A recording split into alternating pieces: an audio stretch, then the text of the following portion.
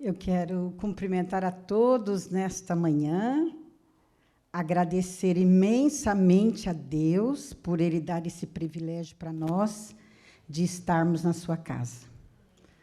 É muito bom a gente estar aqui e poder ver alguns olhinhos olhando para a gente, porque a gente falar pelas câmeras, que bom que a gente tem este privilégio de...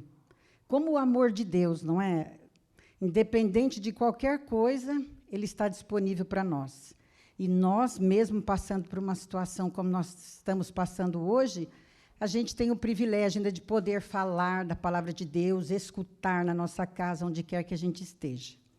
Então, é um privilégio muito grande que Deus concede para nós. Eu tenho uma frase que eu gosto muito, que eu quero partilhar com vocês, de um autor cristão, que ele diz assim: o culto constitui a ação mais momentosa, mais urgente e mais gloriosa que pode acontecer na vida humana. Não é lindo, gente? Então, este momento aqui para nós, ele é urgente, ele é glorioso, ele é o mais importante. Por quê? Porque nós estamos na presença de Deus. É neste momento que nós iremos nos conectar, nos entregar. É por isso que ele diz que é o mais urgente. Tem coisa mais urgente do que a gente se conectar com Deus, do que nós estarmos aos pés do Senhor. Então, queridos, que seja este o teu sentimento nesta manhã, seja o meu, seja isso que permeie o seu coração, dentro dessa casa do Senhor, neste sábado tão especial. Queridos, e dentro de um cenário como nós estamos vivendo, um cenário em que, por mais que a gente fale da dificuldade que nós temos encontrado neste cenário, é de muito aprendizado também, muito aprendizado para nós, como nós temos aprendido. Porém, é também um momento de tamanha adaptação. Nós estamos nos adaptando. Agora, nos adaptar totalmente, nós não iremos com este mundo. Por quê? Porque nós não estamos na nossa casa. Nós estamos fora de casa. Nosso lar não é aqui. Por mais que você esteja na casa de alguém, e a pessoa fale, olha, fique à vontade, pode passar os anos. Aonde que você vai se sentir adaptado? Aonde que você vai se sentir o conforto? É na sua casa. É no nosso lar que o Senhor está preparando para nós. Nós nunca iremos nos adaptar aqui. E que nós não nos adapte mesmo. E dentro desse contexto, queridos, que estamos vivendo, seja ele político, seja ele social, seja ele dessa pandemia, seja ele mundial, seja no nosso país apenas. Muitas vezes a gente se depara achando que isso é um momento deste século. Mas quando nós abrimos a palavra de Deus, aí que a gente vê mesmo que nós somos peregrinos, que nós estamos numa caminhada, e que isso não é de hoje. Por isso que eu quero que você abra a Bíblia em 1 Reis 15. Vamos passear um pouquinho aqui pela palavra de Deus. Lembrando que é um momento glorioso para nós. Momentoso, como diz o autor. Urgente estarmos aqui nesta hora. Vamos lá no 15, primeiro verso. Posso? Ok? No 18º ano do rei Jeroboão, filho de Nebate, Abias, começou a reinar sobre Judá. 3 anos reinou em Jerusalém. Era o nome de sua mãe, Maaca, filha de Abissalão. Andou em todos os pecados que seu pai havia cometido antes dele. Pode parar aí. Agora nós iremos para o 25. Nós vamos passear, tá, gente? Vamos ir e voltar. 25. Nadab, filho de Jeroboão, começou a reinar sobre Israel no no ano segundo de Asa, rei de Judá, e reinou sobre Israel 2 anos. Fez o que era mal perante o Senhor, e andou nos caminhos de seu pai, e no pecado com que seu pai fizera pecar a Israel. Vamos para o verso 33. No ano terceiro de Asa, rei de Judá, Baasa, filho de Aías, começou a reinar sobre todo Israel em Tirza e reinou 24 anos. Fez o que era mal perante o Senhor e andou no caminho de Jeroboão e no seu pecado, o qual fizera Israel cometer. Agora, para trazer um alento para nós, vem aqui comigo no verso 9. Eu fiz de propósito, tá, gente? Vamos lá, 9. No 20º ano de Jeroboão, rei de Israel, começou Asa a reinar sobre Judá. 41 anos reinou em Jerusalém. Era o nome de sua mãe Maaca, filha de Absalão. Asa fez o que era reto perante o Senhor, como Davi, seu pai, porque tirou da terra os prostitutos cultuais e removeu todos os ídolos que seus pais fizeram.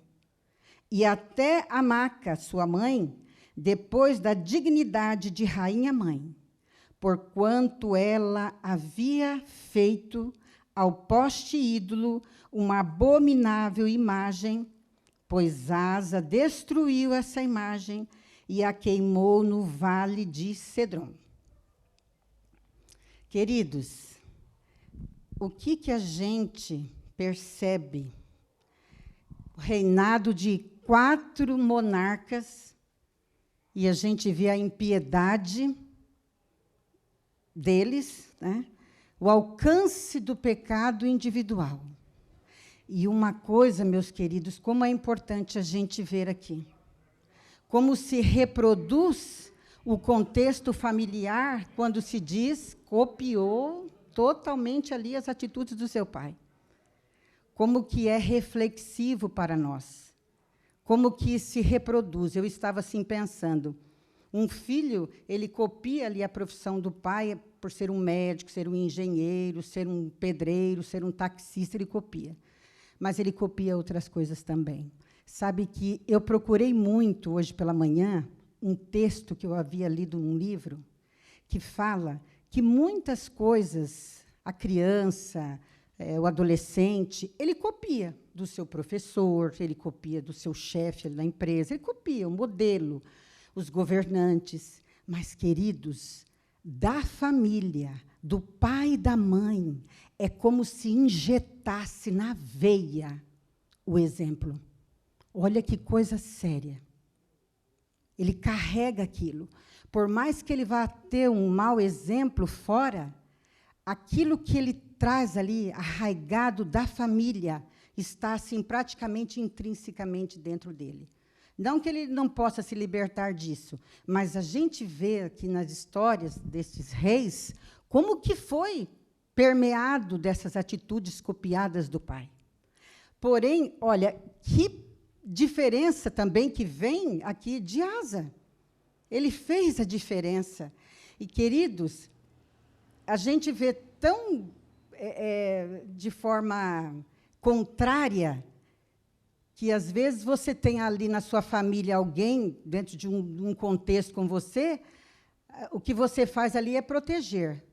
Asa, ele foi tão honesto diante de Deus que até a sua mãe, que estava ali construindo os postes ídolos ali, ele tirou daquela função, ele destituiu.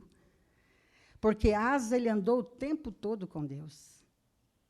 Então, nós percebemos aqui que as referências, elas impregnam em nós também, mas nós podemos fazer a diferença.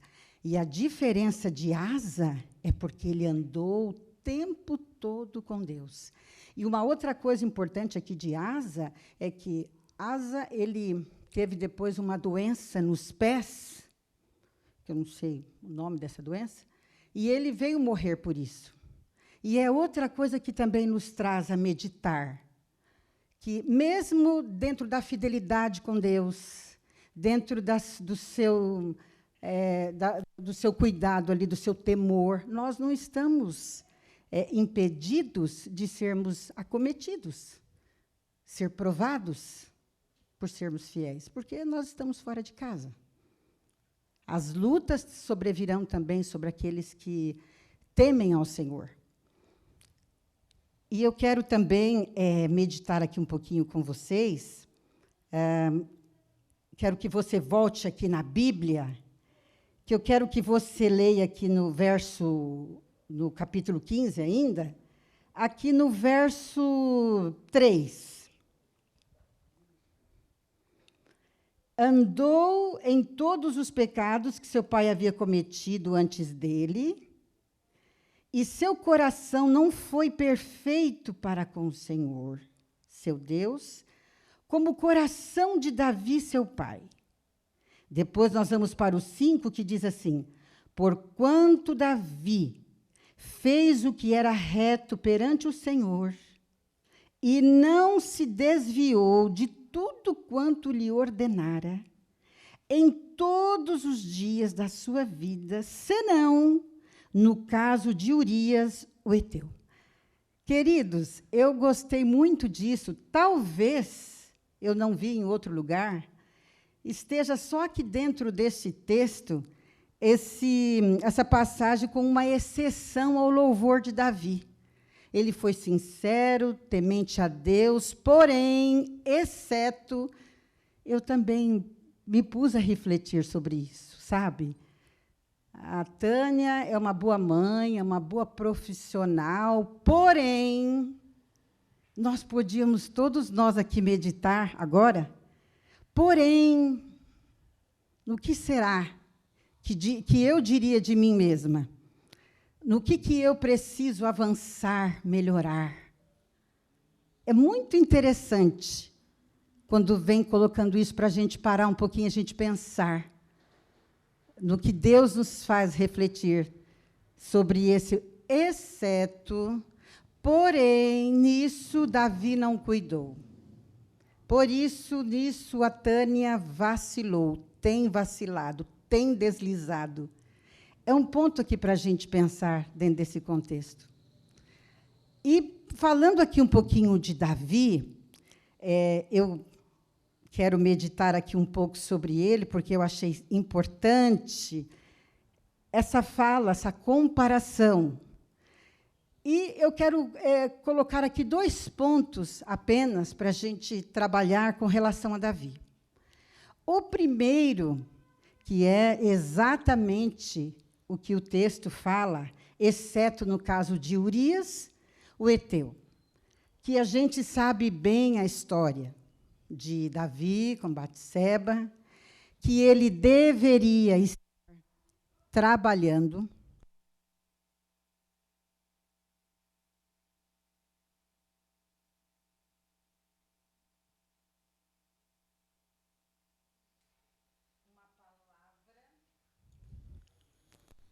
Ok. Mas uma palavra bem importante aqui, queridos, para nós, é uma palavra que diz assim, de forma negligente, não estava lá no seu local de trabalho, num momento em que ele deveria estar, e, de repente, claro, né, ociosamente, foi ali passear pela ali da sua varanda, que a gente lendo sobre os palácios, que eles conseguiam ver do alto, as residências, as outras casas, as tendas, né, que outros moravam. E, querido, a gente pode aqui pensar palavras ali, aqui na vida de Davi. A negligência. Ele estava aonde não deveria estar. Ele estava olhando para onde ele não deveria olhar. Ele estava fazendo o que um oficial deveria estar aonde? Ali na batalha.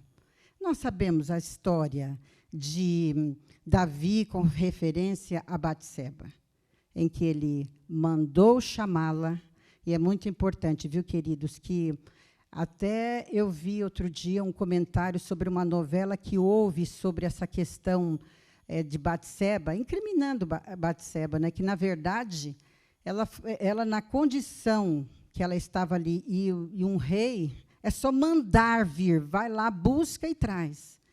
Então, em alguns momentos, colocava ali que Batseba, ela estava ali numa posição ali se mostrando, estava ali sabendo que tinha alguém olhando ali para ela e ela estava ali se expondo.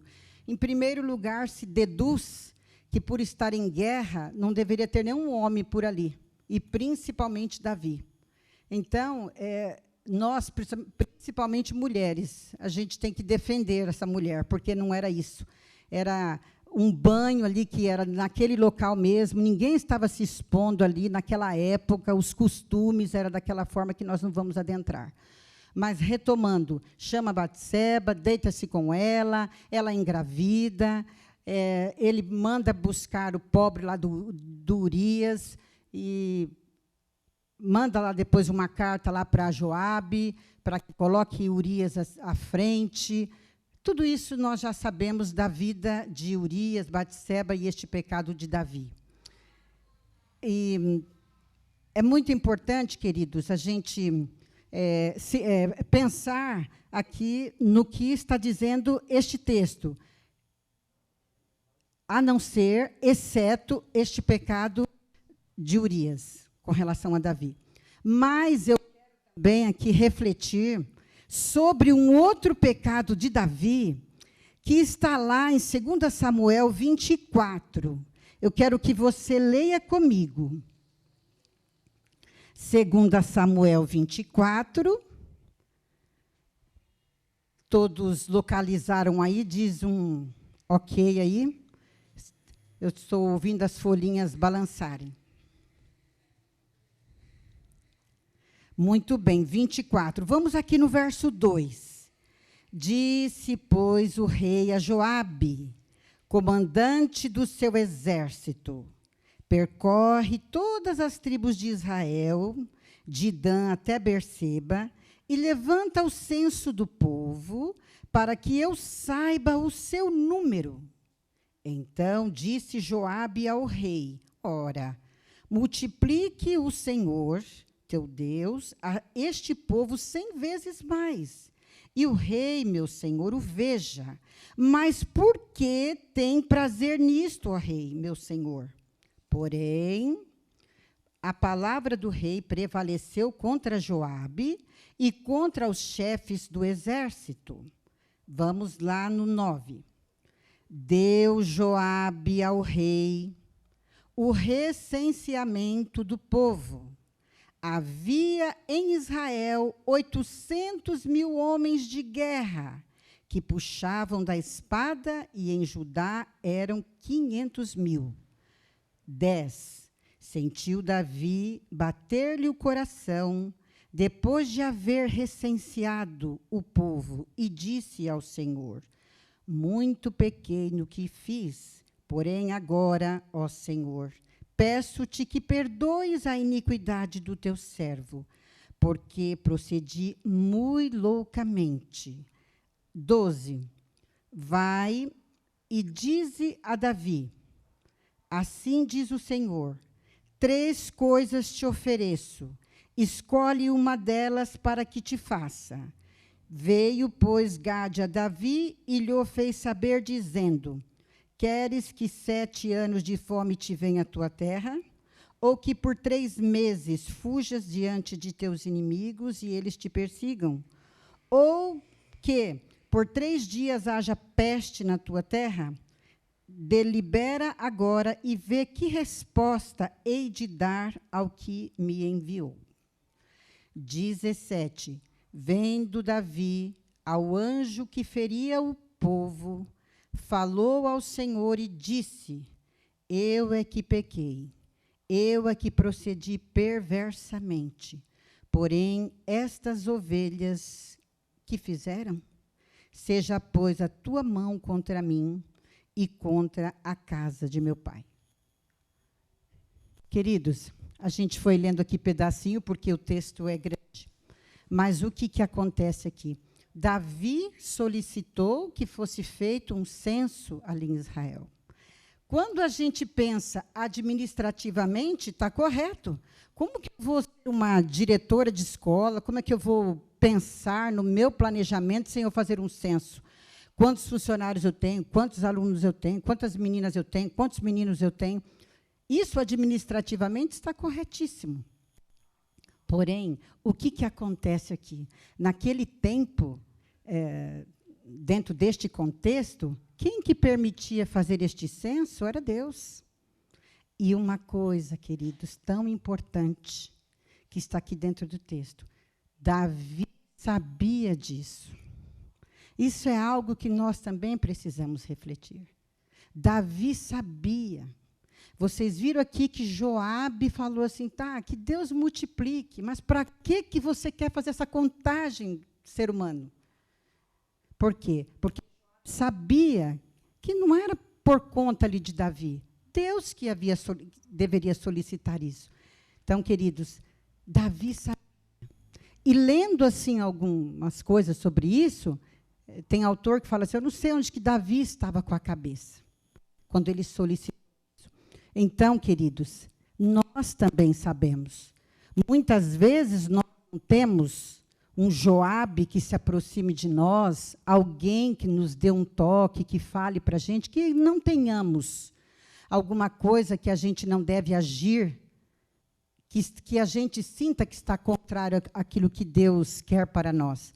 Mas a gente tem a palavra de Deus. Muitas vezes a gente quer que alguém chegue, a primeira pessoa que entrar aqui nessa igreja, se ela disser para mim isso, eu vou considerar. Então, a gente vê que Davi tinha Joabe ali aconselhando, dizendo para ele. Inclusive, Joabe foi lá, trouxe a contagem, e não foi ali nos outros povos, ali de Benjamim e outro ali, para não trazer a contagem total, porque sabia que aquilo desagradava a Deus. Isso é algo que nós temos que considerar. Às vezes, na nossa vida, a gente sabe que não é para ir, que não é para fazer, que não é o correto, mas a gente vai e faz. E mesmo alguém chegando e falando, você tem certeza? Você viu o que você orou? Você leu na Bíblia? O que Deus tem para dizer para você? E a gente muitas vezes faz. Então, foi o papel aqui de Davi. É importante um censo? Sim, é importante. Ali fazer a contagem era necessário, mas quem solicitava isso era Deus. Outra coisa, queridos, o que acontece? Israel não era um povo qualquer. Isso é tão bonito. Isso é tão bonito. Porque Deus queria ele tratar. Ele tratar. Porque não é qualquer pessoa. Não é qualquer povo. E assim a gente tem que se olhar também. Muitas vezes, Deus não permite certas coisas na nossa vida, porque não é qualquer pessoa. É o meu filho. Eu estou cuidando, eu conheço a personalidade, eu conheço as atitudes. Eu sei que se eu der isso, ele vai agir de uma outra maneira. É assim que Deus cuidava. Como que é importante a gente ter uma consagração tal? Quando a gente ouviu aqui sobre Asa, o que foi que deu aquela coragem, aquela intrepidez, aquela expertise para Asa? A consagração dele. A consagração de Asa foi o que deu a coragem para ele destituir a sua mãe do cargo. Isso não está correto. Entende? Então, Deus é a mesma coisa conosco. Deus sempre irá trabalhar conosco para nos salvar. Sempre. Sempre. Muitas vezes nós teremos que passar por situações que são adversas, mas é dessa forma que eu irei aprender. E foi isso que Deus queria mostrar para Davi. Mostrar para Davi, queridos, sabe o que este senso? Era que Davi, ele queria, para quê saber a quantidade do seu exército bélico? Para quê? Quantas pessoas, quantos homens de guerra eu tenho aqui? Para que ele queria saber disso? Para ele saber qual era a força bélica dele, como é que ele poderia avançar numa guerra. Mas Deus não queria que Davi, que aquele rei, fosse informado disso, porque ele não tem que saber. Ele tem que esperar em mim, pedir para mim. Até agora, nós vencemos, Israel venceu, foi pela força do Senhor, não foi pela força bélica. Você está vendo como que o Senhor nos conhece? O Senhor nos conhece. E olha como que isso combina conosco. Quantas vezes que a gente fica em dúvida, será que eu faço? Será que eu compro? Mas pode ter certeza que nós não fizemos uma oração. Senhor, eu estou indo lá fechar esse negócio nessa casa, fazer essa entrevista, mas não fizemos uma oração. Fulano, o que você acha? Você acha que eu vou? Você acha que o salário, esse cargo compensa? É fazendo o censo, mas não se colocando ali nas mãos do Senhor. Esta reflexão aqui, para nós, do censo de Davi, queridos, o fato de Deus não querer que ele fizesse, é só isso. Você não tem que saber. Você tem que esperar em mim, porque Deus sabe que talvez se me der alguma coisa, ou se eu tiver alguma informação, ou aquela informação para Davi, iria afrouxá-lo. E nós também. Pronto. E quantas vezes que nós temos alguma informação, algum dado, estamos confortáveis, a gente ora tal qual? A gente não ora tal qual. A gente só ora, só se dispõe, só se coloca diante do Senhor, quando a gente sente a dependência. E era isso que Deus queria de Davi. Amados,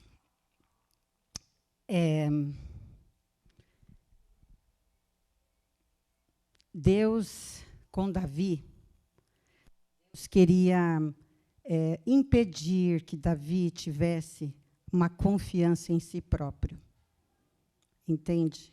Foi isso que aconteceu quando Davi foi em busca desse resultado. O número exato de soldados faria o coração do rei confiar em seu potencial bélico e não no Senhor. 800.000 homens de guerra, mais 470.000 que estavam, acho que em Judá. E outros lá em Benjamim, que Joabe nem trouxe a informação. Então, Deus queria que, antes de todas as batalhas, qual era a ordem? Buscar ao Senhor. Era confiar a Ele os soldados israelitas e pedir vitória sobre os inimigos.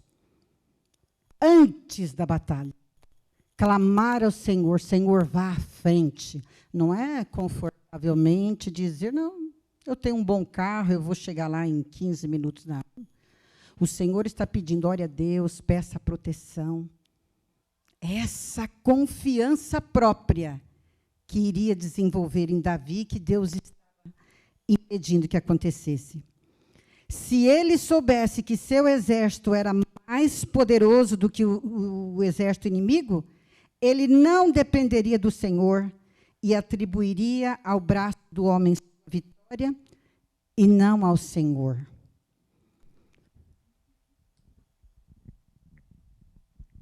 É isso. se ele soubesse o potencial do exército, ele estaria confiando mais em quem? No braço poderoso. E, queridos, fale aqui comigo, não é tão fácil a gente se sentir assim? Tão fácil quando a gente está confortavelmente bem empregado, numa boa casa, o esposo também, estudando, os filhos bem. A gente não sente isso? Pois Deus queria que Davi sentisse essa dependência. Amados, reflitam aqui comigo. O que nós lemos aqui? Que Davi era um menino temente a Deus. Ele era uma pessoa que colocava Deus em primeiro lugar. Olha a história de Davi na Bíblia. Será que eu me aproximo dessa personalidade, desse know-how de Davi? E Davi, com toda essa personalidade, olha os deslizes. E quando eu olho para mim, eu imagino quanto Deus deve trabalhar comigo e precisa realmente trabalhar comigo. O pecado, queridos, de Urias é o único crime ou falta flagrante na vida do monarca. Sabe por quê, queridos? Olha aqui. No pecado do censo e no pecado de Urias, houve negligência de Davi quanto à lei. Ele foi negligente nos 2 episódios. O único ato de pecado foi o do censo. No pecado de Urias, uma cadeia de atos de pecados, uma cadeia. E manda chamar Batseba, depois manda chamar Urias, manda aquela carta, uma cadeia de atos pecaminosos. No pecado do censo, uma atitude de desregramento. Em Urias também. Qual desregramento? Já fala a palavra, né? Quebra de regras. Não é para você fazer o censo, isso cabe a Deus. São a quebra de regras. Da mesma forma, aconteceu também ali com Urias, porque era para ele estar ali? Não, era para ele estar trabalhando. Autorrepreensão imediata. No pecado do censo, mas imediatamente. Porque o que aconteceu? Deus falou assim, eu vou colocar aqui tantas punições, escolhe qual que você prefere.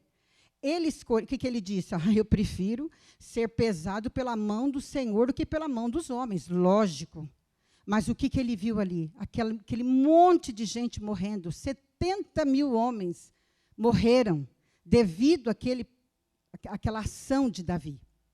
E quando ele viu, ele pediu para que Deus, Senhor, tenha misericórdia. Se existe alguém que precisa pagar por isso, sou eu, a minha família. Não esses pobres coitados aí, que eles não têm culpa de nada, porque fui eu que errei. Olha, esse era o coração de Davi. Rápido. Rápido. Então, aqui, no pecado do censo, uma autorrepreensão imediata. No pecado de Urias, aceitação da repreensão divina. Ele aceitou a repreensão divina. No pecado do censo, arrependimento e contrição. E no pecado do caso de Urias, também arrependimento e contrição. Então, meus amados, no pecado do censo, ele imediatamente ele se rendeu. Ele se rendeu. Mas veja que no pecado de Urias, precisou ir Natã, lá na casa de Davi, e dizer para ele a história que vocês já conhecem, que havia um fazendeiro que tinha muitas ovelhinhas, mas ele colocou lá no guisado pegou a ovelhinha de outro pobre que só tinha aquela, e assou aquela ovelhinha, colocando assim de forma que o outro tinha tantas e foi utilizar justamente daquele pobre coitado que só tinha uma. O que foi que Davi respondeu? ele disse, ele precisa ser morto. E quando Natan disse para ele, Natan falou, esse homem é você.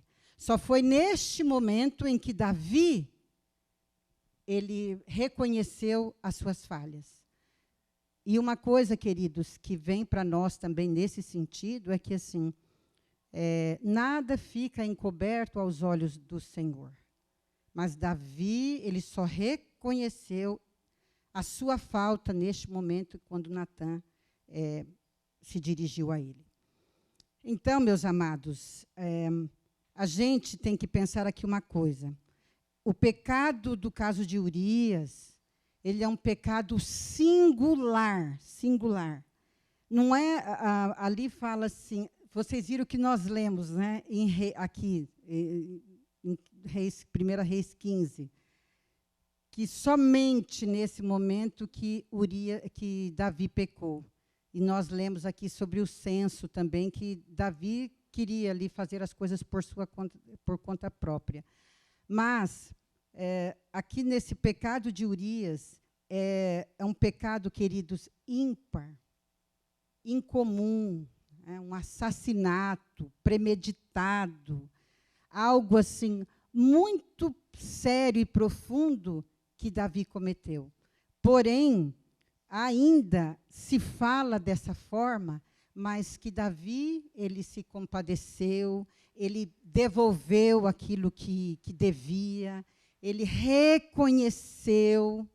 Então, meus amados, há uma grande reflexão aqui para nós, em que essas cadeias de atos pecaminosos praticados por Davi, ela é ocasionada pela contínua negligência quanto à lei divina e a sua função. É a contínua negligência. É isso que nós precisamos ir refletindo na nossa vida. Os atos pecaminosos, as coisas que a gente vai fazendo, e a demora da gente se compadecer. Nós lemos aqui, Davi, a sua autorrepreensão. Não, eu errei mesmo, eu falhei. Antes do anjo chegar ali, ele já se sentiu culpado e arrependido. É este coração, é essa contrição que Deus pede para nós. Agora, por que Deus viu ali todo esse coração de Davi? A misericórdia de Deus, como que Deus enxerga o nosso coração contrito, o arrependimento, o dizer diante de Deus, Senhor, eu falhei, eu errei, eu tinha toda a possibilidade de fazer diferente, de depois de Davi repor tudo aquilo que ele havia destruído e toda aquela consequência que Davi sofreu devido aos seus atos. Mas, diante disso, queridos, ainda a gente ouvir que Davi tinha um coração conforme o coração de Deus. É a contrição. É o arrependimento. É a gente assumir que a gente precisa. Que a gente... A dependência. Pensando. Deus não queria que Davi... o material belo, que é saber e afrouxar. Nós, imagina, a nossa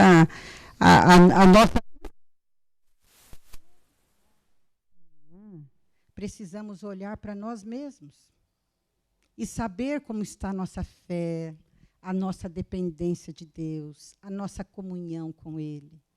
Porque mesmo Davi, diante de toda essa fortaleza espiritual que a gente lê na palavra de Deus, quantos deslizes.